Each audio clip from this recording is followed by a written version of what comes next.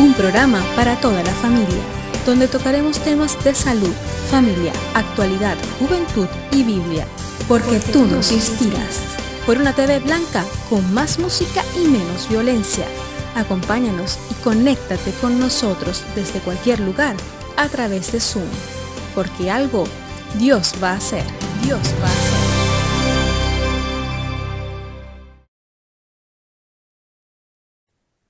Hola, buenas tardes y bienvenidos. Damos gracias a Dios por cada una de sus vidas. Gracias por acompañarnos una tarde más de jueves.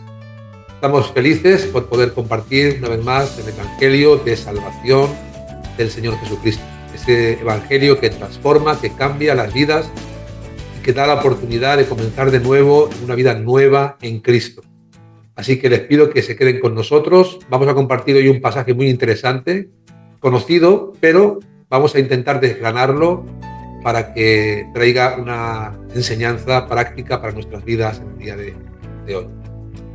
Quiero decirles que este programa también, pues este y otros programas los pueden escuchar en Una Pau Cataluña en el 96.6 los jueves a las 5 de la tarde y también en Radio Amistad en el 107.9 de la FM los viernes a las 9:15 de la noche. Así que hay diferentes horarios. Damos gracias a Dios por las emisoras de radio que se han abierto para poder divulgar el Evangelio a través del programa Algo Dios va a hacer.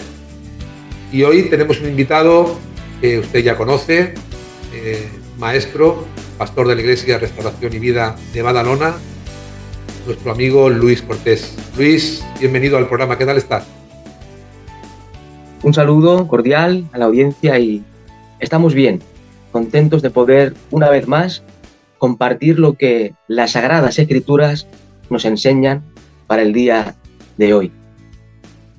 Hoy nos ocupa un pasaje interesante, se encuentra en el Evangelio de Mateo, en el primer Evangelio que encontramos en la Biblia, en el capítulo 8, verso 23 al 27. Y bueno, vamos a intentar, vas a intentar, porque yo quiero hacerte unas preguntas para disolver dudas que puedan haber y sobre todo sacar enseñanza.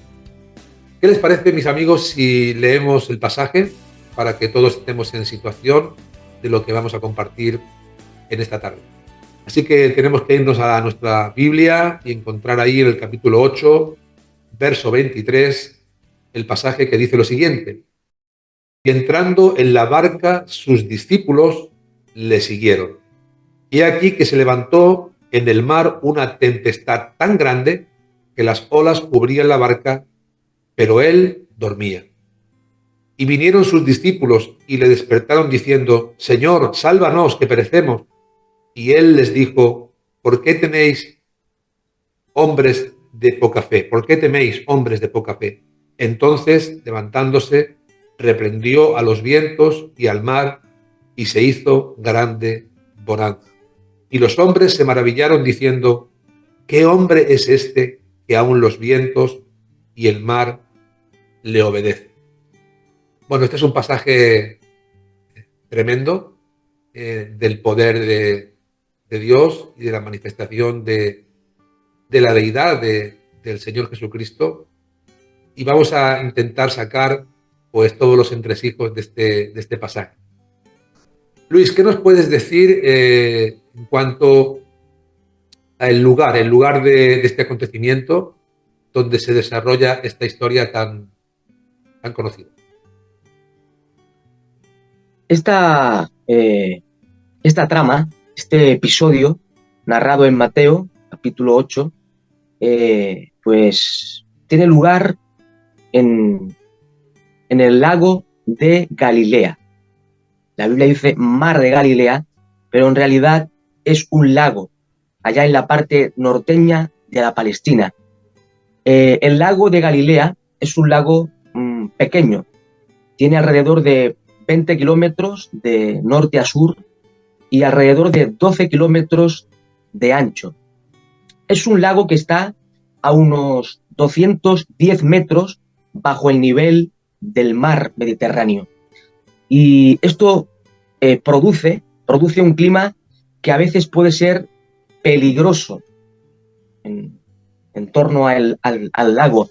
El lago de la Galilea era el sitio donde los discípulos, o gran parte de ellos, trabajaban como pescadores en ese mar. Ellos eran conocedores profundos de ese lago. Fue en este lago donde tuvo lugar lo que el texto narra, esa tempestad, esa tormenta que casi los discípulos pierden el control absoluto y llegan a naufragar. Pero en esa barca estaba Jesús. Esa es lo que encontramos en el texto. Es interesante porque en muchas ocasiones Jesús se apartaba porque las multitudes le seguían. No sé si este sería uno de esos episodios en los que el Señor Jesucristo buscaba un tiempo de quietud y, bueno, los discípulos decidieron seguirle en la barca, pero él quizá fue ahí al otro lado del mar de Galilea para apartarse de las multitudes. ¿Puede ser que sea así, Luis? Sin duda alguna. Recordemos algo importante. Los evangelios nos narran con respecto al ministerio de Jesús. Y cuando leemos las páginas de los 4 evangelios, podemos ver que Jesús dedicaba la mayor parte de su tiempo a predicar el evangelio del reino, las buenas noticias de salvación, a echar fuera demonios, sanar a los enfermos, haciendo bienes a los hombres. Por tanto, Jesús estaría profundamente cansado, estaría agotado, y él, con toda probabilidad, quería retirarse a un lugar separado de las gentes, un lugar apartado con el propósito, con la finalidad de hallar descanso. Sin duda alguna. Una de las cosas que también refleja este pasaje es que se muestra de alguna forma el cansancio, ¿no? El agotamiento físico de Jesús, porque incluso vemos que él se quedó dormido en medio de la gran tempestad, ¿no? ¿Cómo es que Jesús se cansaba físicamente, Luis? ¿Cómo es posible que él se durmiera en un momento tan crítico como el que hemos leído? Esta es una buena pregunta, porque una de las doctrinas cardinales de la fe cristiana es que Jesucristo es verdadero Dios y verdadero hombre.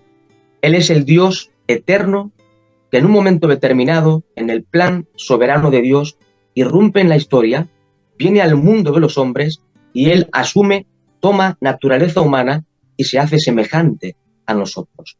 Por tanto, es cierto que Jesús es verdadero Dios, Dios todopoderoso, altísimo y soberano, pero también Jesucristo es perfecto, verdadero hombre. Y por tanto, como verdadero hombre, Jesucristo poseía los elementos constitutivos de la naturaleza humana. Cuando leemos los evangelios, observamos que Jesús tenía cuerpo humano, alma humana y espíritu humano. Y por tanto, como verdadero hombre, Jesús realizaba actividades propias de los seres humanos. En los evangelios vemos a Jesús cansarse, estar agotado, como en este pasaje que has leído. También vemos a Jesús tener sed, como cualquier ser humano.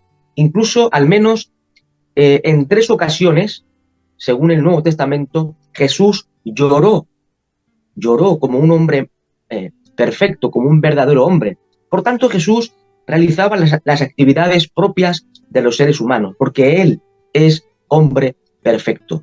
Se cansaba, lloraba, padecía hambre, sed, etc. Y en este episodio, en este pasaje, vemos a Jesús como hombre perfecto, estar profundamente cansado, agotado, y como consecuencia, pues estaba durmiendo en la popa, en un cabezal, según nos enseña el evangelista San Marcos.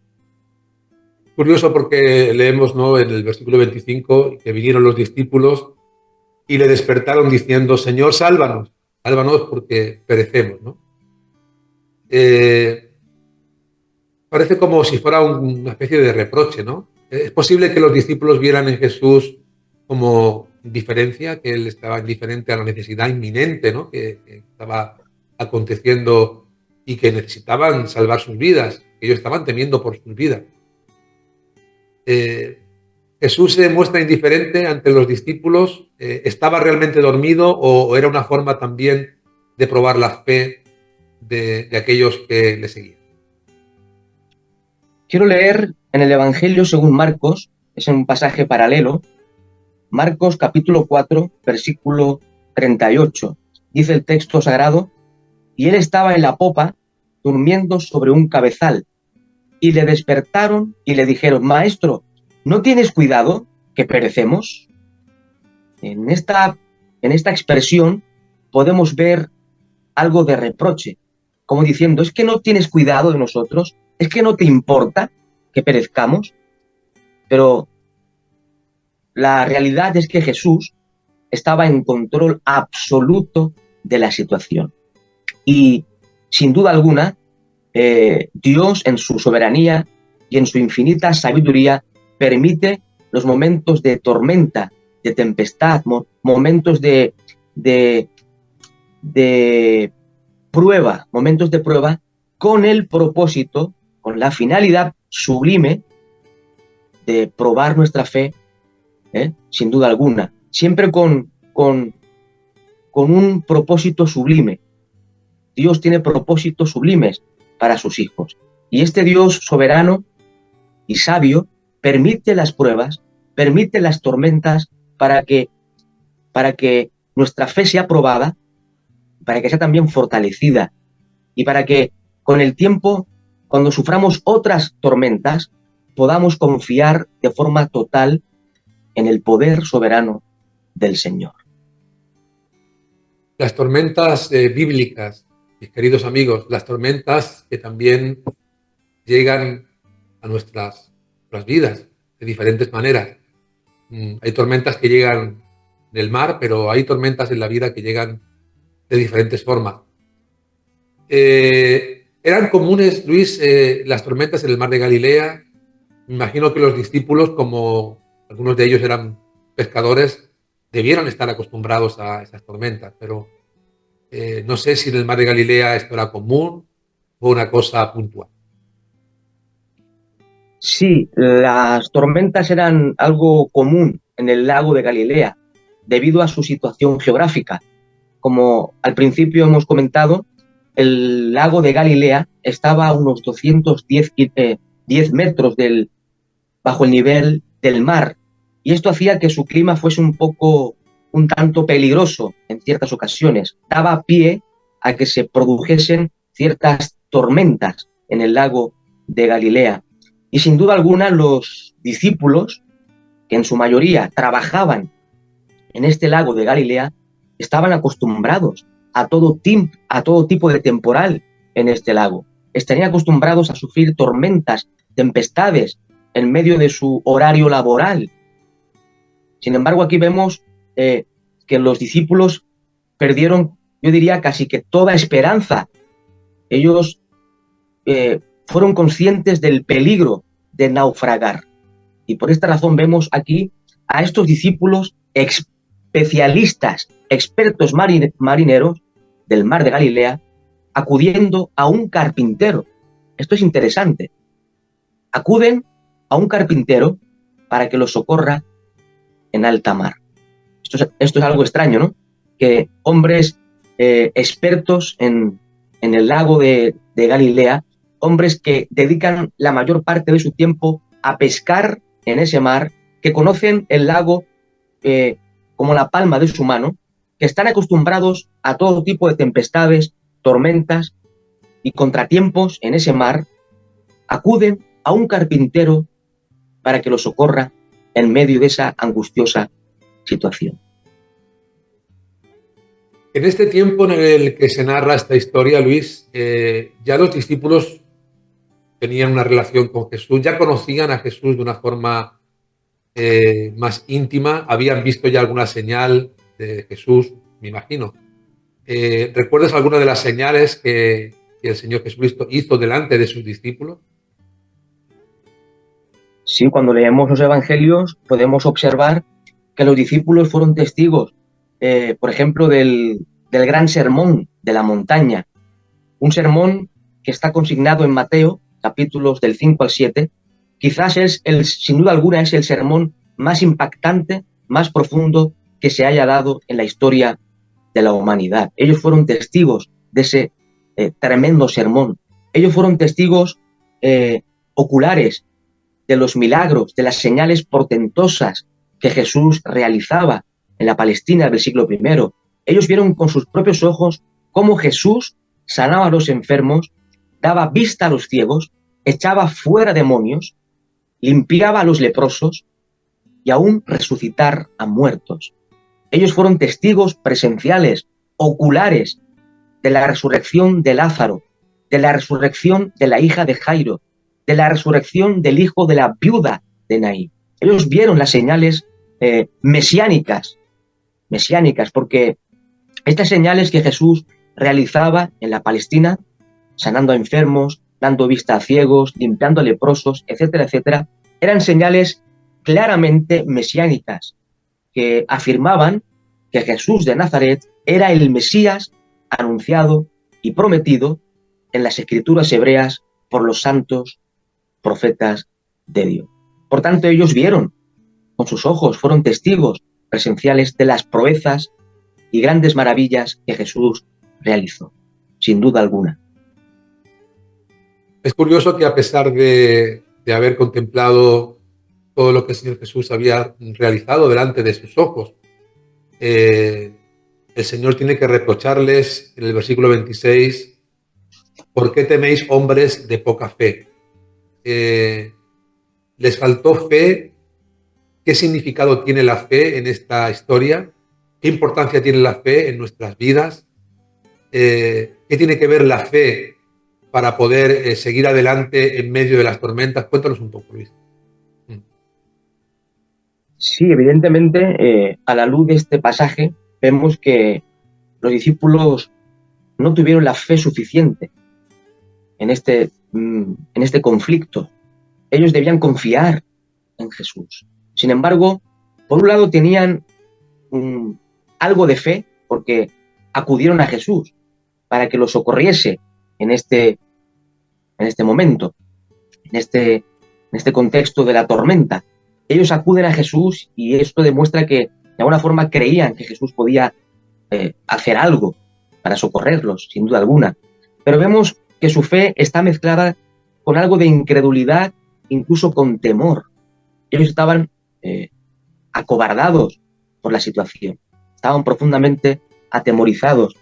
Y a veces esto también nos puede pasar a algunos de nosotros, que nuestro deambular por esta tierra, por este mundo, podemos sufrir ciertos contratiempos, momentos de tempestad, ya no física, sino espiritual, en nuestra experiencia como seres humanos. Pero la voluntad perfecta del Señor es que confiemos plenamente en Él. De hecho, a veces Dios envía las pruebas para que pongamos toda nuestra confianza en Él, para que no confiemos en nuestras fuerzas, no confiemos en nuestro ingenio o sabiduría o conocimientos, sino en el Dios Todopoderoso. Otra de las cosas que creo que es importante resaltar es que el Señor les dice hombres de poca fe. O sea, había poca fe en ellos. Quizá haya poca fe en los amigos que nos están escuchando, pero no quiere decir que teniendo poca fe no se pueda uno acercar a Jesús y clamar a Jesús. En este caso, ellos tenían poca fe, pero decidieron clamar a Jesús. ¿Pueden nuestros amigos también, en medio de las tormentas personales, individuales que están viviendo, aunque todavía no tengan una fe desarrollada y grande, pueden acudir y clamar a Jesús? ¿Jesús les va a escuchar a ellos también? Si las personas que sufren momentos de aflicción, tribulación, angustia, tormentas en el plano espiritual, si se acercan con fe al Señor Jesucristo, y en primer lugar le piden perdón por sus pecados. Es importante porque todos somos pecadores y todos los seres humanos necesitamos el perdón de Dios. si venimos ante los pies de Jesús con un corazón arrepentido y en fe, pidiendo perdón por nuestros pecados, creyendo de que Él es nuestro Señor y Salvador personal, no solamente vamos a recibir el perdón de los pecados, la salvación, la vida eterna y una esperanza de gloria, sino que también el Señor va a estar con nosotros en medio de la tempestad. A veces parece ser que en medio de la tormenta parece que nuestra barca se hunde en medio del mar y esto nos angustia. Estas circunstancias pueden llegar a angustiarnos profundamente. Puede ser que en medio del conflicto estemos acobardados, atemorizados, como los discípulos. Y puede ser que haya en nosotros una mezcla de fe y temor, por otro lado. Pero recordemos que Jesús es el soberano y Él está en control total y absoluto de toda situación. Él es el soberano. Esto es importante matizarlo. Jesús es el todopoderoso del Dios soberano. Y como hemos dicho antes, Dios en su sabiduría permite las pruebas en nuestra experiencia con el propósito sublime de que confiemos más en Él. No confiemos en nosotros, en nuestras habilidades personales, sino en el Dios que todo lo puede. Por tanto, descansemos en Jesús. Confiemos totalmente en Él, porque Él tiene cuidado de nosotros. Hay algo también a destacar en este pasaje, en el verso 26, porque vemos que, bueno, cuando la fe está puesta en Cristo, como tú bien has dicho, vemos aquí que Jesús se levantó. Él estaba en el cabezal de la barca, se había quedado dormido con el cansancio.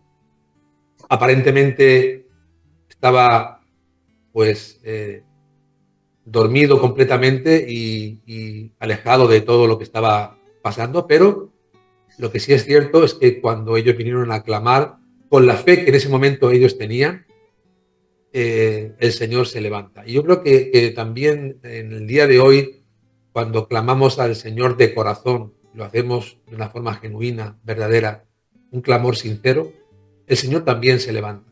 Se levanta a favor nuestro para atendernos y para tendernos la mano y para ayudarnos. Y justamente lo que pasó aquí, que Él dice que entonces levantándose, reprendió a los vientos y al mar y se hizo grande bonanza.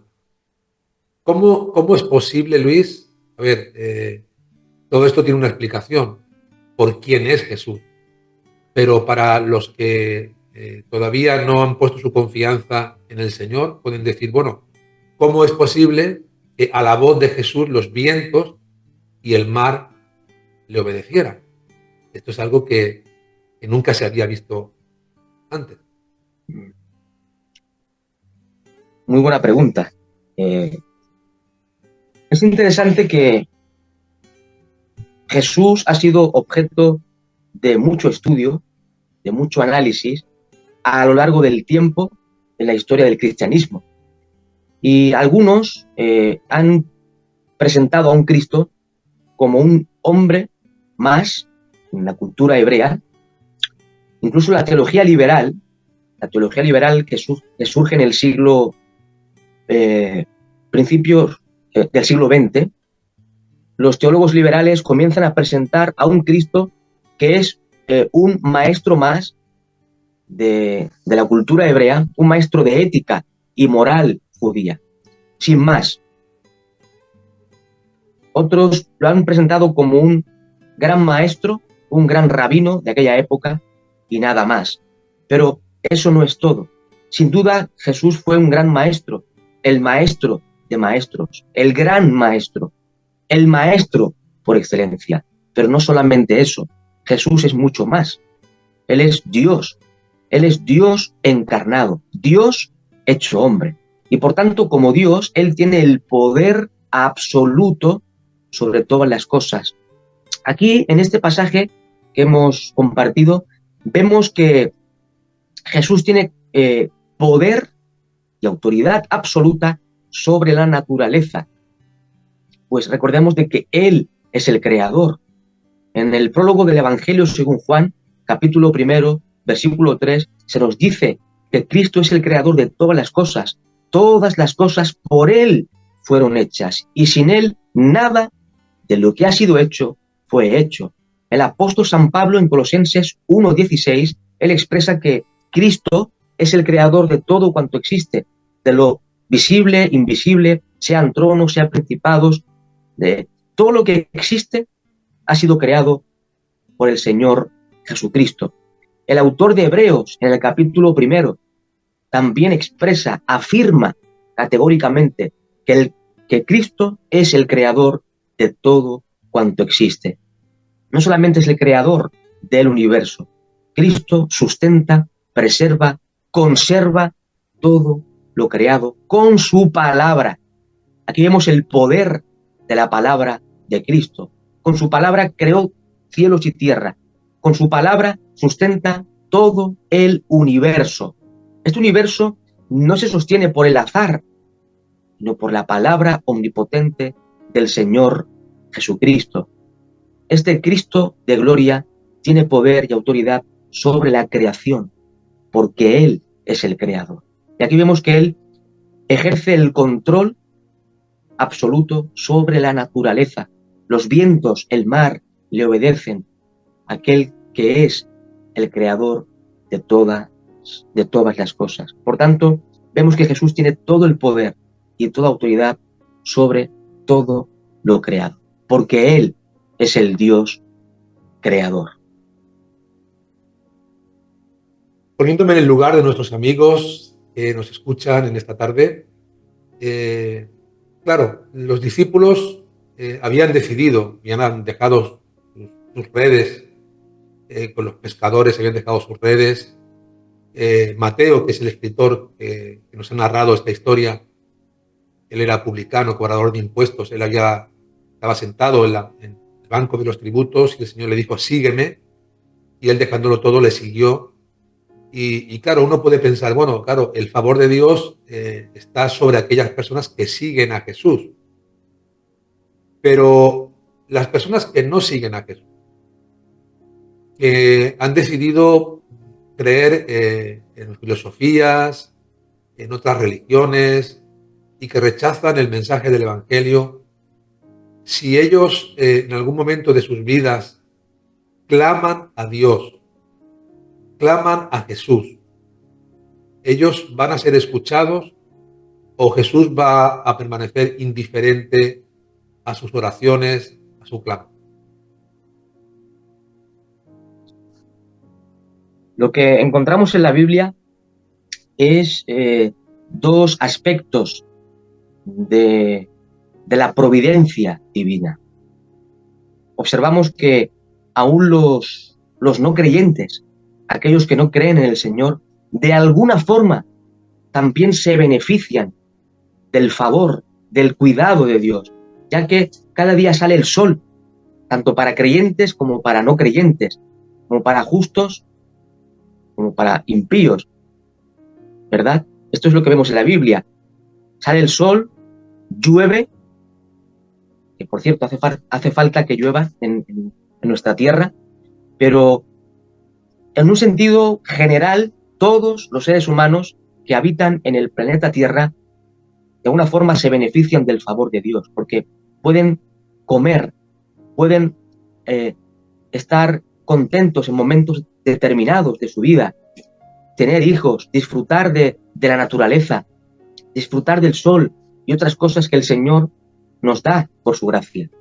Pero después, en la palabra de Dios, se nos presenta una providencia especial, que es el cuidado de Dios para con sus hijos.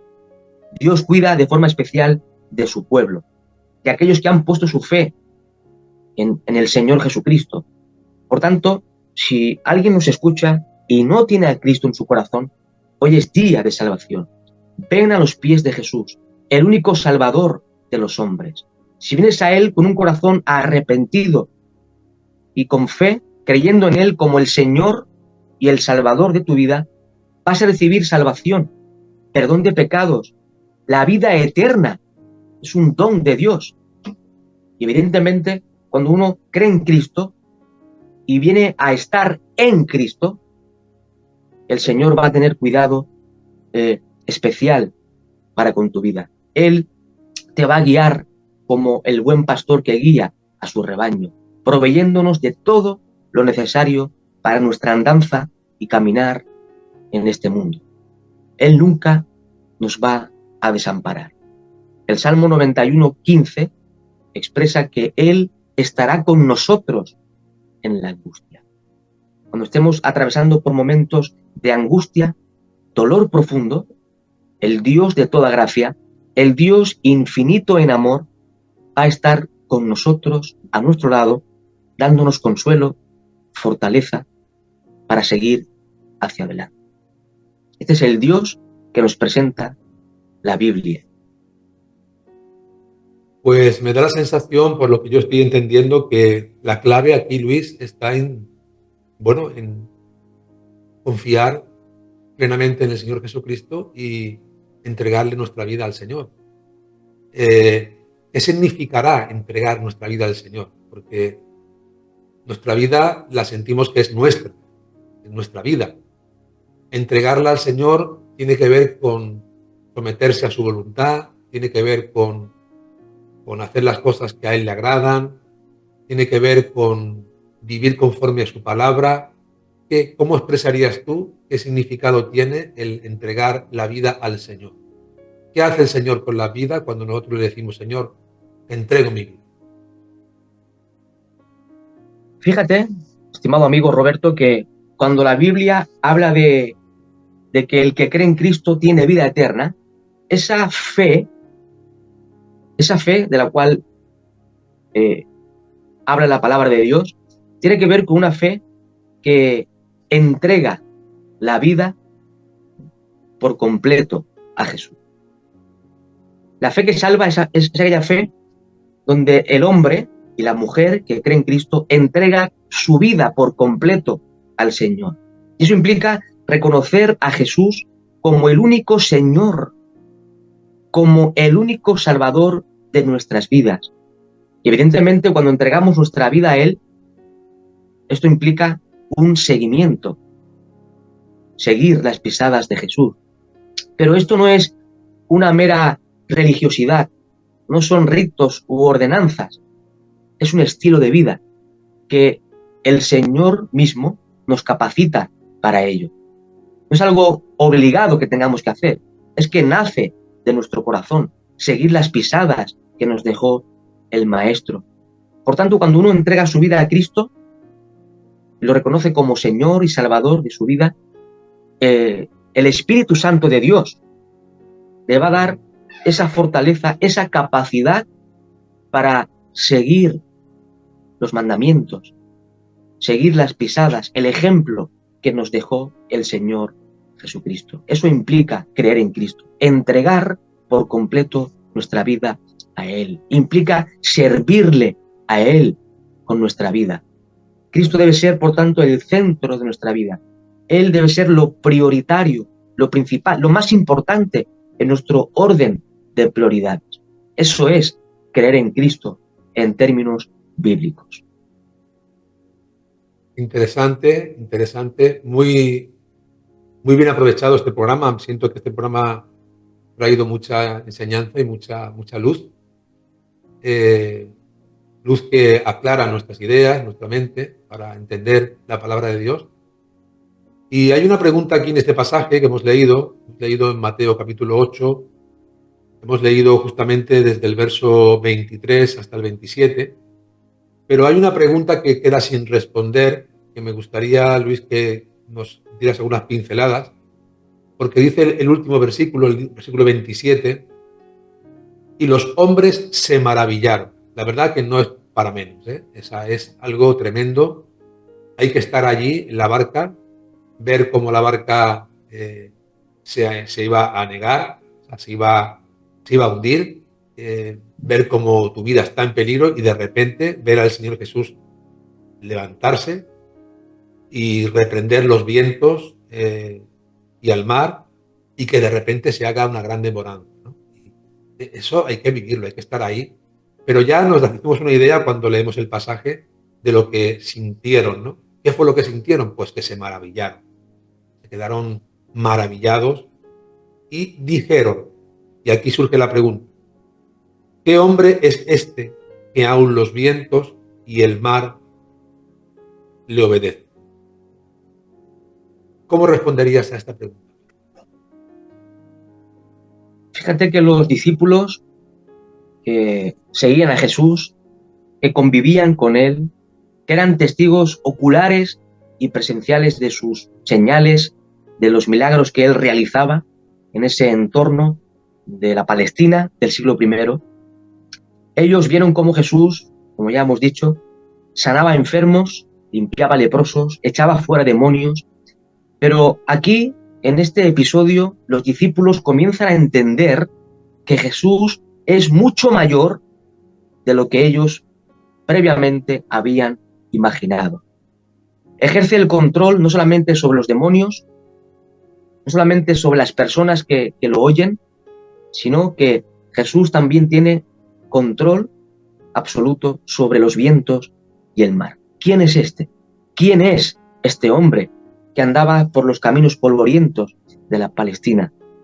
Cuando analizamos la Biblia, especialmente el Nuevo Testamento, podemos responder a esta pregunta de una forma sucinta. Jesús es aquel Dios eterno que se hizo hombre para venir al encuentro del hombre perdido y caído. Él es aquel que se hizo pobre para enriquecernos a cada uno de nosotros. Jesús es el único salvador de los hombres. Él es el camino, la verdad y la vida, es decir, el camino vivo y verdadero. Él es el buen pastor que da su vida por sus ovejas. Él es la resurrección y la vida. Él es la vida, esto es importante. El ser humano sin Jesús no tiene vida. Puede tener vida biológica, puede existir, pero no tiene vida, porque la Escritura afirma que Cristo es la vida. Él es el autor de la vida. La vida reside en el Señor Jesucristo. Cristo es el único mediador entre Dios y los hombres. La idea es que Cristo es el puente que acerca al Dios infinito en santidad y al hombre caído. Él es ese puente que acerca a Dios y al hombre. El puente que hace posible la reconciliación entre Dios y el ser humano. Cristo es nuestro sumo sacerdote que ofreció una sola ofrenda por los pecados y fue suficiente. Él es el fiel y misericordioso que se compadece de nuestras debilidades. Esto es asombroso, estimados amigos. Jesús, quien es Dios encarnado, él atravesó por momentos de angustia, también de dolor. Él sufrió la traición de sus amigos. Él sufrió incluso la muerte como un hombre más. Él, por tanto, como atravesó por momentos difíciles en su vida, él sabe lo que es el dolor, la tribulación en su experiencia personal. Por tanto, él se compadece, dice el escritor de la epístola a los hebreos, se compadece de nuestras debilidades. Por esta razón podemos venir hacia el trono de la gracia porque tenemos un mediador que se compadece de tus debilidades y mis debilidades. Cristo es el juez del universo. Dice el Evangelio según Juan, capítulo 5, versículo 22, que Dios el Padre ha entregado todo juicio al Hijo, de forma que Cristo va a ser, Cristo es el juez del universo. Todos los seres humanos, desde el principio de la historia, de la civilización, hasta el fin de esta historia, todos los hombres y mujeres, creyentes, no creyentes, ricos y pobres, vivos y muertos, vamos a comparecer ante el Señor Jesucristo, el juez justo. Cristo es el autor y consumador de la fe. En una palabra, estimada audiencia, Cristo es el incomparable. Él es el incomparable. Él es el todopoderoso Dios soberano. Luis, ya no se puede decir más cosas. Creo que no debo de añadir nada más a lo que has dicho. Solamente le pido a Dios que estas palabras lleguen al corazón de nuestros amigos. Mi querido amigo, abre tu corazón a estas palabras, reflexiónalas, medítalas, recíbelas en tu vida y haz del Señor Jesucristo tu Salvador. Para terminar, Luis, estamos ya en los últimos minutos. No sé si hay alguna lección general de este acontecimiento que nos narra Mateo, el apóstol. No sé si hay una cosa para meditarla y reflexionarla también a nivel general, el pasaje. Cuando estudiamos el Evangelio según Mateo, vemos que Mateo, el apóstol, escribe su Evangelio con un propósito concreto. Él quiere demostrar, a la luz de las Escrituras hebreas, que Jesús de Nazaret es el Mesías prometido en el Antiguo Testamento. Y este capítulo 8 del Evangelio según Mateo presenta, como ya hemos venido diciendo a lo largo del programa, presenta y enfatiza el poder infinito y la autoridad absoluta de Jesús, el Rey Mesías. Si analizamos este capítulo, veremos que en los versículos 1 al 4, Jesús limpia a un leproso, mostrando su poder sobre la enfermedad, sobre la contaminación. En segundo lugar, los versículos 5 al 13, Jesús sana al siervo de un centurión, también manifestando su poder con su palabra, porque lo sanó con su sola palabra. Jesús habló y este siervo del centurión fue sanado a la voz omnipotente de Jesús. En segundo lugar, en los versículos 14 al 17 de este capítulo, Jesús manifiesta su autoridad y poder sanador al curar la fiebre de la suegra del apóstol Pedro. En el episodio que hemos leído, en este pasaje, vemos que Jesús muestra su poder y autoridad sobre la creación, sobre la naturaleza. Este pasaje nos muestra que el Cristo de la Biblia, el Cristo vivo, tiene toda autoridad en el cielo y en la tierra. Él es omnipotente, es decir, su poder es infinito, es absoluto, pero también Él tiene toda autoridad. Esto es la lección que nos quiere dar el escritor. Jesús es todopoderoso y soberano, porque tiene autoridad sobre todas las cosas, sobre la enfermedad, tiene autoridad sobre los demonios, tiene autoridad sobre la naturaleza. Esta es la lección que quiere presentar el autor sagrado, Mateo, apóstol. Cristo es el Dios todopoderoso y soberano. Así que si uno tiene a Cristo, lo tiene todo. Si uno tiene a Cristo, no le falta nada. Estás completo en Él. Luis, sí. Tenemos el último minuto y ahora sí me gustaría que te dirigieras de una forma sencilla y de corazón a corazón a la audiencia en este último minuto que te entrego. Y me gustaría que la audiencia prestara atención a las palabras de nuestro invitado Luis Porter. La palabra de Dios nos enseña que el ser humano sin Cristo no tiene esperanza. El mundo se engaña creyendo que tiene esperanza al margen de Jesús, pero es una mentira. Nadie tiene esperanza al margen del Señor Jesucristo. Dice la Escritura que Cristo es la esperanza de gloria. Por tanto, todas aquellas personas que no tienen a Cristo, que vengan a los pies del único Salvador de los hombres, que es Jesucristo. ¿Saben qué? El problema fundamental del ser humano es el pecado. No es de carácter psicológico, médico, político, sociológico, es de carácter espiritual. El problema fundamental de la raza humana es el pecado. Jesús es el único que puede solucionar el problema fundamental del hombre. Por tanto, tú que me escuchas, que sepas que el tiempo es corto. Estamos aquí por breve tiempo.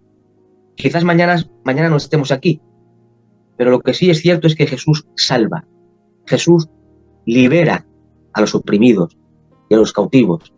Él da verdadera salvación y perdón de pecados. Por tanto, vengan a los pies de Jesús y hallarán la vida eterna, el perdón de pecados y algo que falta mucho en este mundo, que es esperanza. Verdadera, genuina esperanza viva y gloriosa. En Cristo lo tenemos todo, porque Cristo es suficiente. A Él la gloria por los siglos de los siglos. Amén. Pues muchas gracias, Luis. Siempre agradecidos a Dios por tu vida, por tu ministerio. Gracias a Dios por lo que Él está haciendo en ti y a través de ti. Tengo conciencia de que en muy poquito has escrito tu último libro. Ya son 3 ejemplares los que tienes y bueno, damos gracias al Señor porque además de escucharte también podemos leerte. Es una de las facetas que el Señor te ha dado esa capacidad de hacerlo y nos gozamos mucho. El último libro, Jesucristo en la literatura universal, parece muy interesante. Es un libro que lo edita Sola Fide y ahí en Sola Fide pues se puede adquirir si lo busca usted en su página web, que creo que es solafide.com, ¿puede ser? ¿O .es? Puede ser. Yo lo que hago es que en el Google, allí se pone editorial Sola Fide y ya aparece directamente esa página. Bueno, yo creo que sería de mucha bendición también que nuestros amigos pudieran seguir, de alguna forma, instruyéndose en la palabra de Dios por medio de este libro. Pero bueno, Luis, espero pronto volver a verte con un tema diferente y te agradezco mucho tu tiempo, que es muy valioso, y solamente puedes darte las gracias en nombre mío y en nombre de toda la audiencia. Igualmente, gracias por dejarme compartir esta porción y espero que sea de bendición para las personas que nos ven. Un abrazo. Sin duda que ha sido. Y bueno, ahora solamente me queda pues despedirme de la audiencia. Como siempre hago, decirles que este y otros programas los pueden ustedes ver a la carta. Escuche bien, algo tan sencillo como entrar en el canal Algo Dios va a hacer y allí pues encontrar, pues hay 100 y pico de programas ya en los que usted puede visualizarlos, compartirlos con otras personas. Todos los programas son evangelísticos, hay que decirlo, pero somos los creyentes los que debemos de evangelizar y a veces cada tema se asocia a un perfil, a una persona concreta. Entonces usted puede elegir este programa y reenviar el link al correo o bien al WhatsApp y poder compartir el mensaje de la palabra de Dios con otras personas. Y decirles pues que ante las pruebas, ante las dudas, ante las aflicciones que enfrentan cada día en sus corazones, yo les pido desde aquí que confíen siempre en Dios, porque algo Dios va a hacer. Hemos llegado al final de nuestro programa Algo Dios va a hacer, recordándoles que pueden conseguir estas y otras ediciones en nuestra página web www.restauracionyvidabadalona.com. Se despide de ustedes en la conducción y dirección el pastor Roberto Hernández. En el enfoque bíblico, Luis Cortés. En la coordinación, Andrés Díaz Russell. En la producción y quien despide, Vanessa Montes. Será hasta la próxima.